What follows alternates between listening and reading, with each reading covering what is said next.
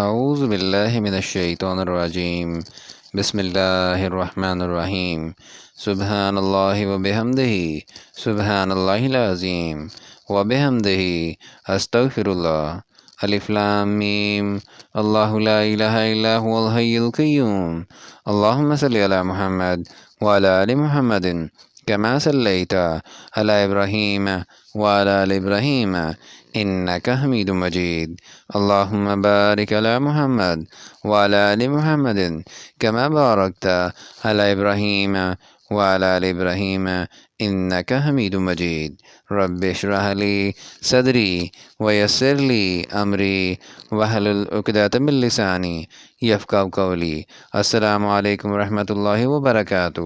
سورہ نازعات کا ترجمہ بیان کیا جا رہا ہے، آیت نمبر 1 سے لے کر آیت نمبر 46 تک۔ شروع اللہ کے نام سے جو بڑا مہربان نہایت رحم والا ہے۔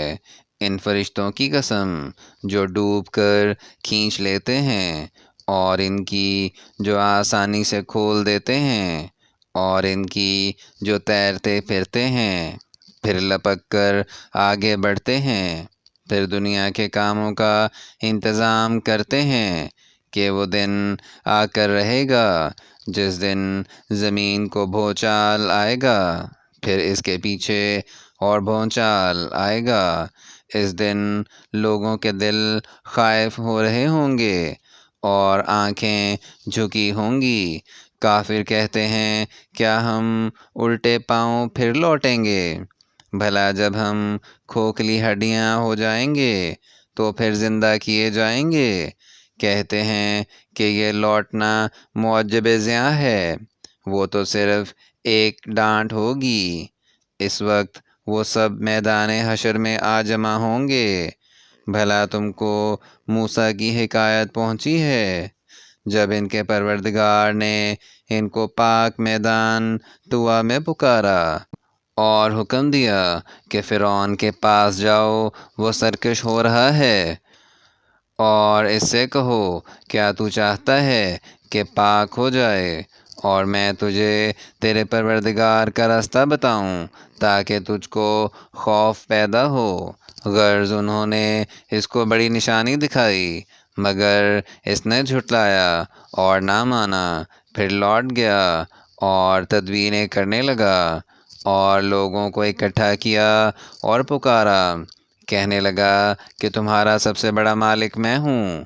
تو اللہ نے اس کو دنیا اور آخرت دونوں کے عذاب میں پکڑ لیا۔ جو شخص اللہ سے ڈر رکھتا ہے اس کے لیے اس قصے میں عبرت ہے۔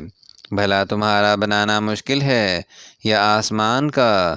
اسی نے اس کو بنایا، اس کی چھت کو اونچا کیا، پھر اسے برابر کر دیا، اور اسی نے رات تاریک بنائی اور دن کو دھوپ نکالی، اور اس کے بعد زمین کو پھیلا دیا۔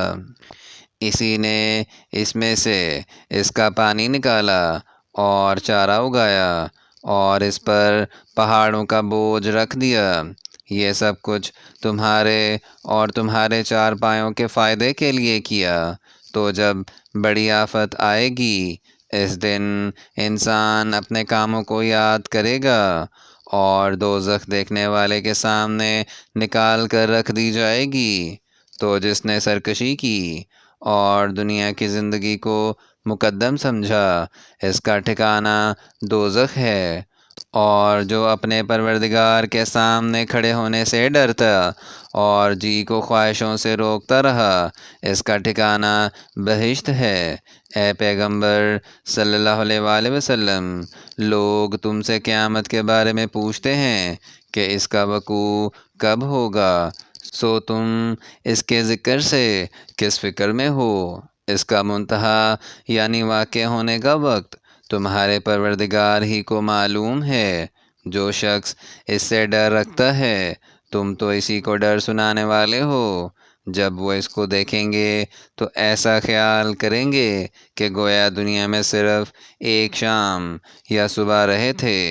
یہاں تک سورہ نازعات کا ترجمہ آیت نمبر 46 تک بیان کر دیا گیا ہے۔ اگر اس میں کوئی غلطی ہو جائے تو ہم اللہ تعالیٰ سے معافی چاہتے ہیں اور دعا ہے کہ اللہ تعالیٰ ہماری ہدایت فرمائے۔ آمین یا رب العالمین۔